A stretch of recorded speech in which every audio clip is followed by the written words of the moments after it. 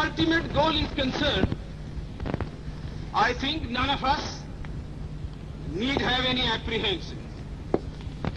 None of us need have any doubt.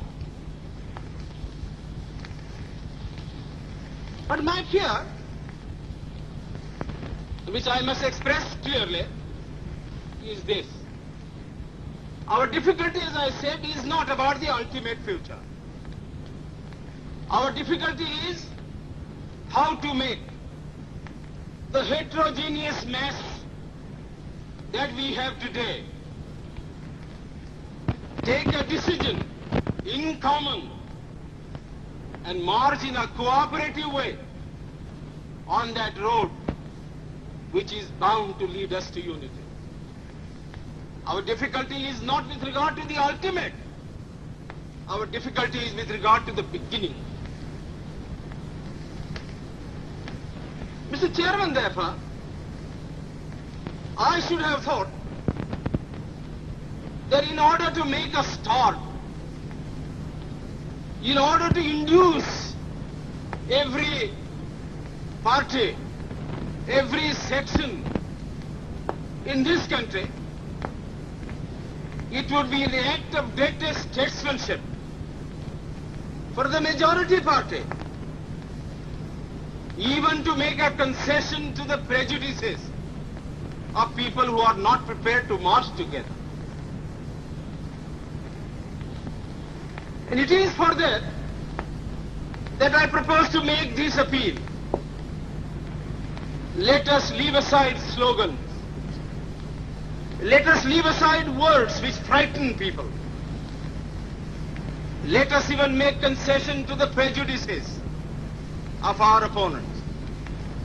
Bring them in so that they may willingly join with us on marching upon that road, which, as I said, if we walk long enough, must necessarily lead us to unity.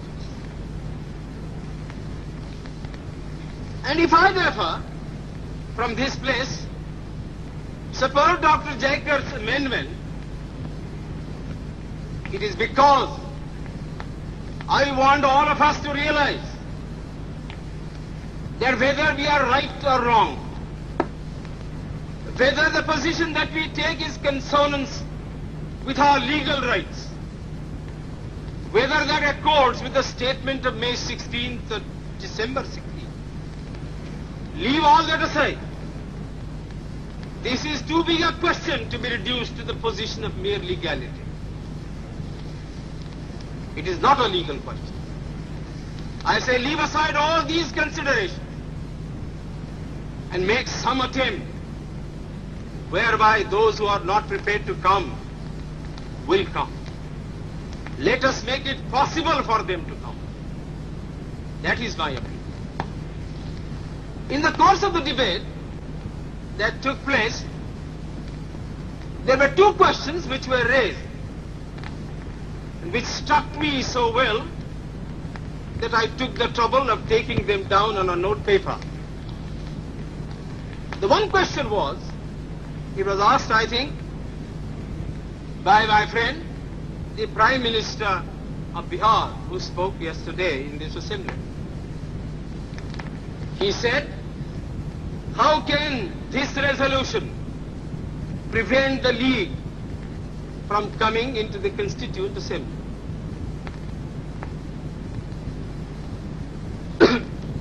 Today, my friend Dr. Shyam Prasad Mukherjee asked another question. Is this resolution inconsistent with the Cabinet Mission's proposal?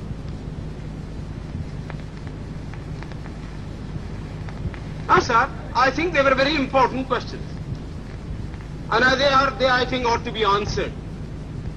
And answered categorically. I do maintain that this resolution, whether it is intended to bring about the result or not, whether it is the result of cold calculation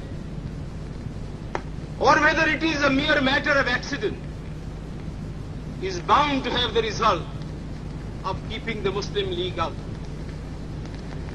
And I'll substantiate what I say.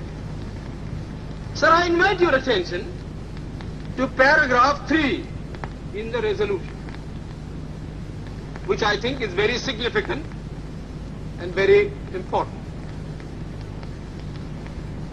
Paragraph 3 envisages the future constitution of India.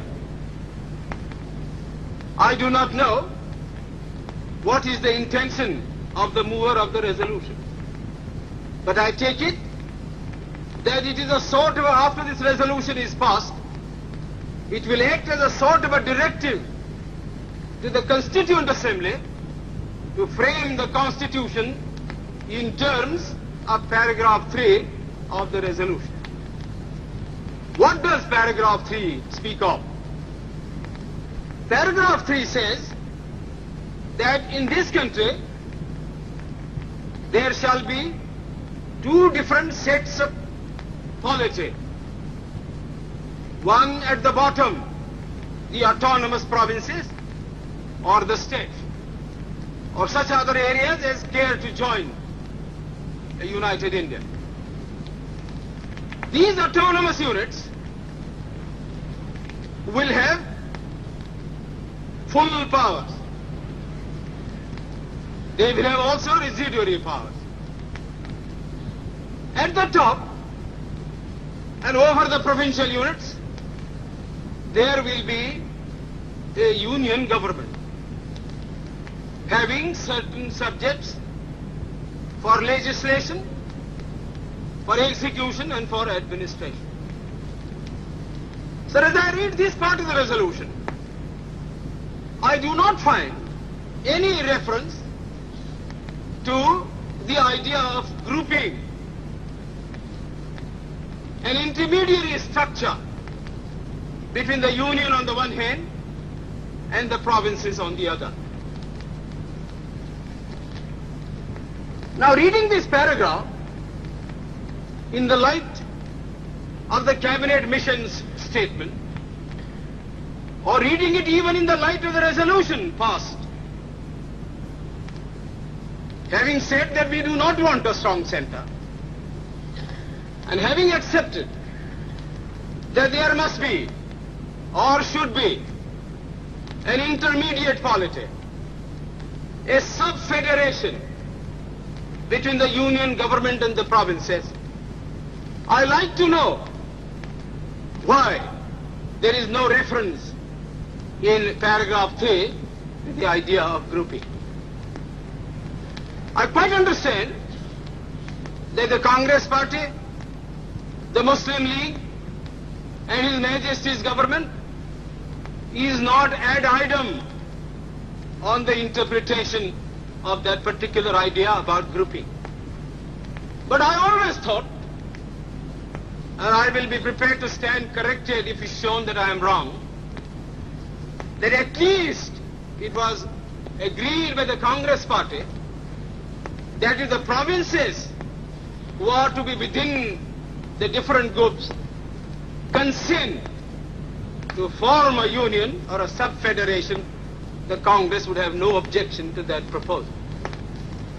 I believe I am correct in interpreting the mind of the Congress Party.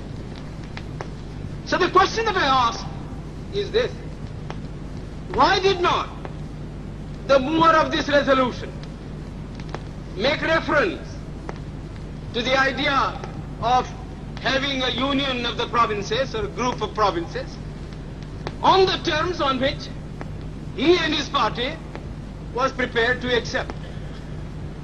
Why is the idea of union completely effaced from this resolution? I find no answer.